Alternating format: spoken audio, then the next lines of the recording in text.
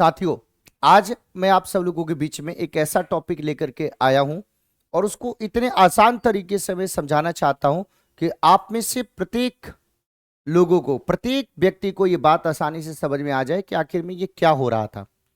पूरी की पूरी दुनिया इस बात को समझने की कोशिश कर रही है कि आखिर में क्या हुआ यूक्रेन के राष्ट्रपति जेलेंस्की और अमेरिका के नए आपके जो बने राष्ट्रपति डोनाल्ड ट्रंप उनके बीच में।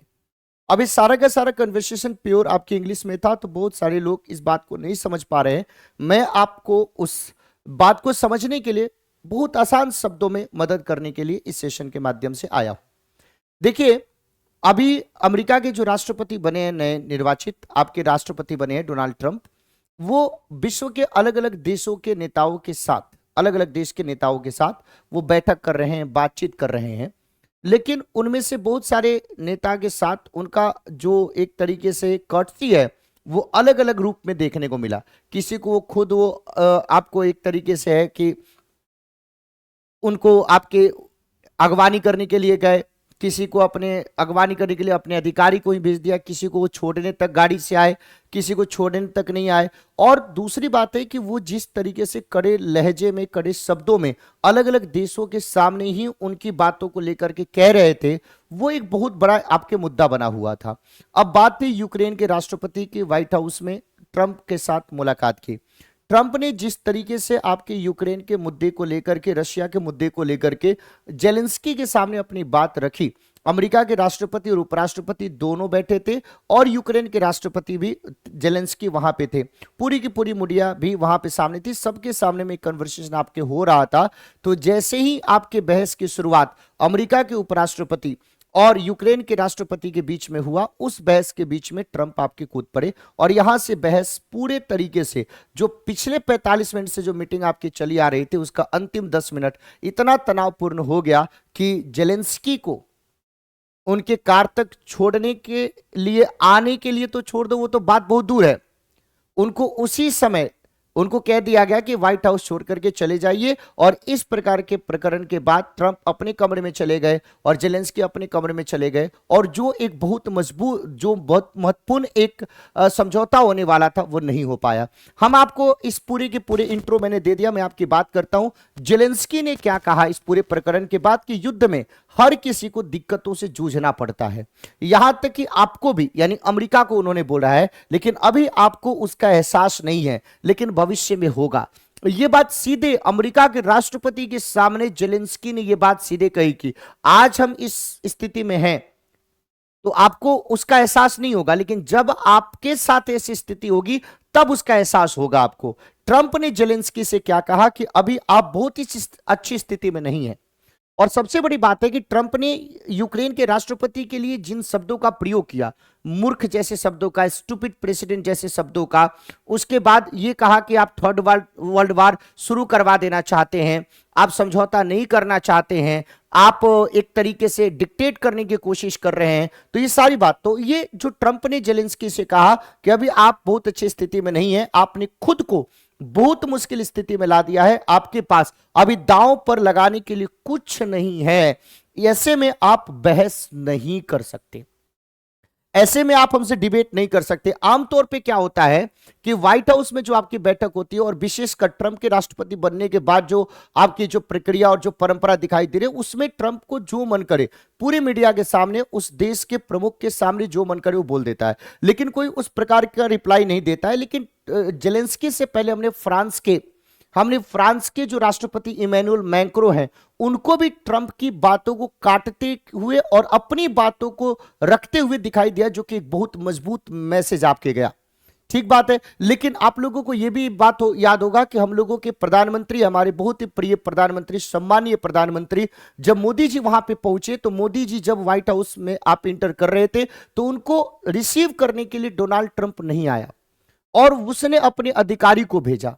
फिर उसके बाद जब उनको सी ऑफ करना था, उस समय भी नहीं आया। और भारत के प्रधानमंत्री के समय, भारत के प्रधानमंत्री की उपस्थिति में पूरे इंटरनेशनल मीडिया के सामने जिस तरीके से ब्रिक्स को बैन करने की बात, भारत के ऊपर टैरिफ लगाने की बात और हमारे प्रधानमंत्री का ना बोलना, तो सब लोग इस बात को लेके थे कि क्या अमेरिका का यही रवैया लगातार दिखाई देगा। लेकिन फ्रांस और यूक्रेन के राष्ट्र प्रमुख के द्वारा जिस तरीके से जवाब दिया गया है, उसके बाद यह स्थिति आपको बदली हुई दिखाई दे रही है। और इसको लेकर के दो तरह के समूह विश्व में दिखाई देते हैं, एक जेलेंस्की के समर्थन में और एक कहीं ना कहीं ये चेतावनी देते हुए दिखाई दे रहे हैं कि कुछ भी दिक्कत हो सकती है। क्योंकि यूक्रेन को सब सारा का सारा जो हथियार है वो कौन आपको देता है? यूएसए देता है। अगर मान लो कि ये तनाव इस कदर बढ़ता गया तो समस्या हो सकता है। तो यूक्रेन को एक बहुत मजबूत सपोर्ट अमेरिका की तरफ से मिलता है, तो उस समस्या हो सकता है। लेकिन जेलेंस्की ने अपनी बातों को वहां पे रखने का काम किया, ना कि सुनने का काम किया। तो ट्रंप और जेलेंस्की के बीच में ये जो आपके व्हाइट हाउस में बैठ करके 45 मिनट तक आपकी बहस चली, 45 मिनट तक। आखिरी के 10 मिनट में ये बात बिगड़ गई। कारण क्या था भाई? अमेरिका के उपराष्ट्रपति जेडी वेंस, अमेरिका के जो उपराष्ट्रपति हैं उनका नाम क्या है भाई? जेडी वेंस, और जो आपके जेलेंस्की जो यूक्रेन के राष्ट्रपति है उनके बीच में बहस से शुरुआत हुई। जेडी वेंस ने यह कहा कि जंग को कूटनीति के जरिए खत्म किया जाना चाहिए। इस पर जेलेंस्की ने वेंस पर सम्मानजनक ढंग से पेश न आने का आरोप लगाते हुए कहा कि किस तरह की कूटनीति, किस तरह की कूटनीति। उसी के साथ ये है आपके अमेरिका के वाइस प्रेसिडेंट जेडी वेंस, ये है अमेरिका के प्रेसिडेंट डोनाल्ड ट्रंप, और ये है यूक्रेन के राष्ट्रपति। तो इनके बीच में ये डिस्कशन आपके शुरू हुआ। तो इन दोनों के बीच में बहस चल रहा था, लेकिन बीच में आपके कौन कूद पड़े? अमेरिका के राष्ट्रपति। और उसके बाद उन्होंने जेलेंस्की को इस तरीके की बात आपको कहना शुरू कर दिया। यूक्रेन के राष्ट्रपति ने अपनी बात कहनी शुरू करी कि 2014 के दौरान जो रूस के राष्ट्रपति व्लादिमीर पुतिन ने यूक्रेन के हमारे बड़े हिस्से पर कब्जा कर लिया, किसी ने उनको नहीं रोका, यानी पुतिन को किसी ने नहीं रोका, उन्होंने बस कब्जा कर लिया और लोगों को मार डाला। 2019 में मैंने उनके साथ सीज फायर के लिए, युद्ध विराम के लिए एक समझौते पर हस्ताक्षर किया। बाद में उन्होंने युद्ध विराम यानी सीज फायर ही तोड़ दिया और हमारे लोगों को मार डाला। कैदियों की जो अदला बदली के समझौते की बात थी उसको भी उन्होंने नहीं किया। तो वो जेडी वेंस से और अमेरिका के राष्ट्रपति से उन्होंने बोला कि आप किस प्रकार की कूटनीति की बात कर रहे हैं? हमने उनके साथ समझौता किया, हम आगे आकर के, और उन्होंने बार बार उस समझौते को तोड़ने की कोशिश की और लगातार तोड़ रहे हैं। जब उन्होंने कब्जा करने की शुरुआत करी, बम्बार्ड करने की शुरुआत करी, तो किसी ने उनको नहीं रोका। इस चीज को लेकर के अब इसके बाद ये दोनों, आप लोगों को पता है कि यूक्रेन और रशिया के बीच में बहुत लंबे समय से आपके संघर्ष चला आ रहा है, और उसमें यूक्रेन के राष्ट्रपति जेलेंस्की को एक फाइटर के तौर पे दुनिया में प्रस्तुत किया गया, और ये सामने भी आए हमेशा सेना की तरफ पोशाक पहने हुए एक निडर व्यक्ति के तौर पे, और व्लादिमीर पुतिन जैसे शख्सियत का सामना करते हुए आपके नजर आए। तो ये संघर्ष बहुत लंबे समय से चला आ रहा था, लेकिन इससे सबको नुकसान हो रहा था। तो युद्ध किसी समस्या का समाधान नहीं हो सकता है, बल्कि उस समस्या को और उलझा देने का काम करता है। तो इनके ऊपर आरोप है कि हम बार बार समझौता किए, लेकिन इनके द्वारा बार बार समझौते को तोड़ दिया गया। और आप किस प्रकार की स्ट्रेटेजी, किस प्रकार की कूटनीति की बात कर रहे हैं? तो वेंस ने क्या जवाब दिया? तो वेंस ने जवाब दिया कि मैं उस तरह की कूटनीति के बारे में बात कर रहा हूं जो आपके देश के विनाश को समाप्त करने जा रही है। अब यहां से हार्ड वर्ड्स का एक्सचेंज आपके शुरू हुआ। आपको अमेरिकी राष्ट्रपति ट्रंप का शुक्रिया करना चाहिए, थैंक यू करना चाहिए कि राष्ट्रपति जी संयुक्त राज्य अमेरिका के ओवल ऑफिस में आना और उस प्रशासन पर हमला करना अपमानजनक है जो आपके देश के विनाश को रोकने के लिए कोशिश कर रहा है। और यहां से हॉट वर्ड्स का एक्सचेंज आपके शुरू हुआ।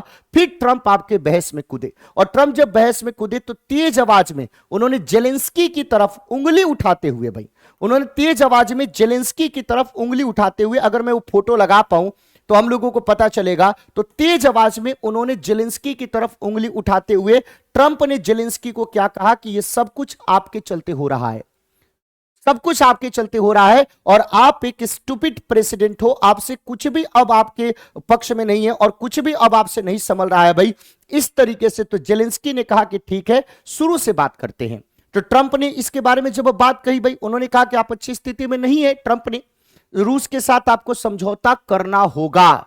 तो फिर आपके जेलेंस्की ने इस बात को कहा कि भाई हम रूस के साथ समझौता कई बार किए, लेकिन रूस ने वो समझौता तोड़ दिया, और हम शुरू से बात करते हैं। आज हम इस स्थिति में हैं, हमारे साथ समस्या है, युद्ध किसी समस्या का समाधान नहीं है, लेकिन राष्ट्रपति जी कल को भविष्य में आपके साथ भी ऐसा हो सकता है। अभी तो आपके साथ सब कुछ ठीक है, लेकिन आपके पास समुंदर, सुंदर समुंदर जो है, अभी आप महसूस मत कीजिए, लेकिन एक दिन आपको यह भविष्य में महसूस होगा। व्हाइट हाउस में बैठ करके अमेरिका के राष्ट्रपति उपराष्ट्रपति के सामने इस तरीके की बात करना पूरी विश्व को, पूरी दुनिया को चकित कर देने वाला था। भगवान आपका भला करे। इस पर ट्रंप ने कहा कि मुझे मत बताएं कि हमें क्या महसूस होगा, हम एक समस्या के समाधान की कोशिश कर रहे हैं। आप इस स्थिति में नहीं है कि हमें डिक्टेट कर सके, आप इस स्थिति में नहीं है, हम बहुत बेहतर और ताकतवर महसूस करते हैं। यानी ट्रंप ने सीधे तौर पे जेलेंस्की को कहा कि आप हमें मत समझाइए कि हमें क्या करना है नहीं करना है, हम बहुत मजबूत स्थिति में हैं। और उसके बाद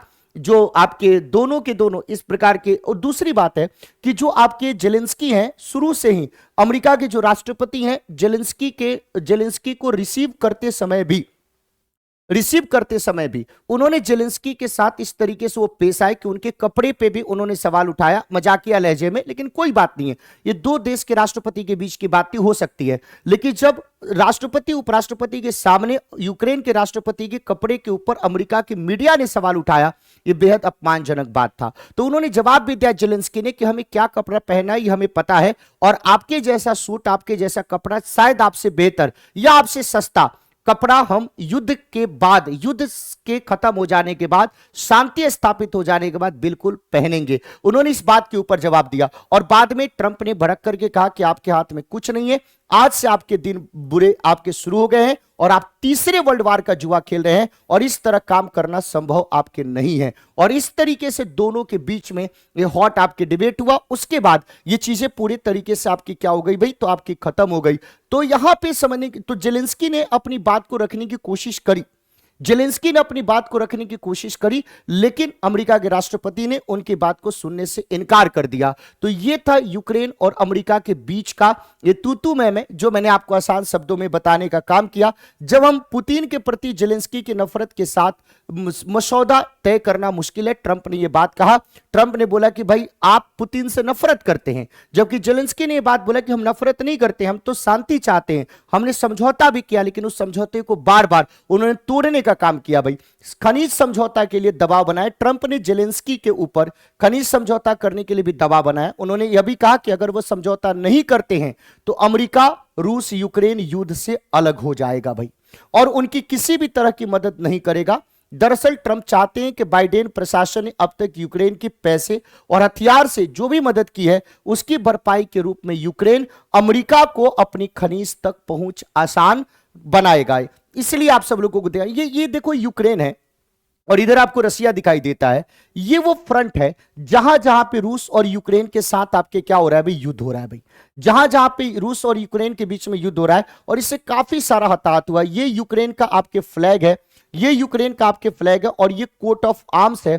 जब यूक्रेन के बारे में बात करते हैं तो यहाँ के जेलेंस्की यहाँ के क्या है भाई, आपके राष्ट्रपति है। आप लोगों को कमेंट करके बताना है कि जो यूक्रेन है उस यूक्रेन की राजधानी कहां पे है भाई, ये कमेंट करके बताना है। हमें उम्मीद है कि मैंने आप लोगों को ये सेशन बहुत अच्छे से समझाया होगा, सबको बातें समझ में आई होगी। सब लोग इस सेशन को लाइक करना, दोस्तों तक शेयर करना, चैनल को सब्सक्राइब करना। ऐसे ही अपडेट आपके बीच में लेकर के आते रहेंगे। तब तक के लिए दिल से धन्यवाद। Thank you so much. जय हिंद।